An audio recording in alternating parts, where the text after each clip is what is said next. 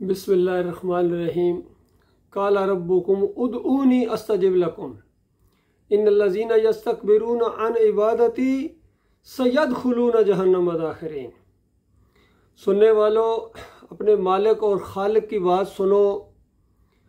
फरमाया, तुम्हारे रब ने हुक्म तुम्हें दिया है, तुम्हारा रब कहता है कि हर मुश्किल मुसीबत में मुझे पुकारो, मैं तुम्हारी पुकारों का सुनने वाला हूँ, जवाब देने वाला हूँ, तुम्हारी हर हाजत को पूरी करने वाला हूँ।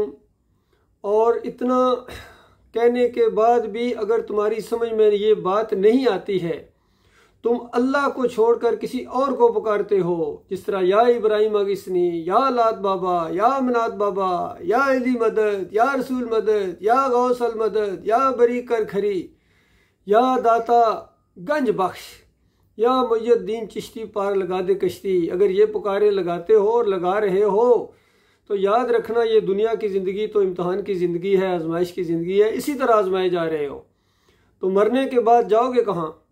फरमाया, मैं ज़लीलो ख्वार करके इनको जहन्नम की आग के अंदर डाल दूंगा हमेशा हमेशा के लिए। तो मेरे प्यारे भाइयों, ये एक डरावा है, ये आखिरी वार्निंग है तुम्हें। दुनिया वालों, जो शिर्क करते हुए मर गए वो तो हमेशा की आग के अंदर चले गए, कभी ना निकल पाएंगे। चाहे वो बड़े से बड़े रैंक के ऊपर हूँ, बड़े से बड़े दौलतमंद हूँ, आलमे दीन हूँ दुनिया के लिहाज से, या मक्की हूँ या मदनी हूँ, या जहाँ के भी हूँ, जिधर के भी हैं, या पाकिस्तानी हैं, बांग्लादेश के, इंडिया के हैं, जो भी इस तरह शिर्क करते करते मर गए, इनके अकाबरीन जितने सूफ़ी हजरात या और पीर और मौलवी जो भी शिर्क पर मरे हैं वो आग में चले गए।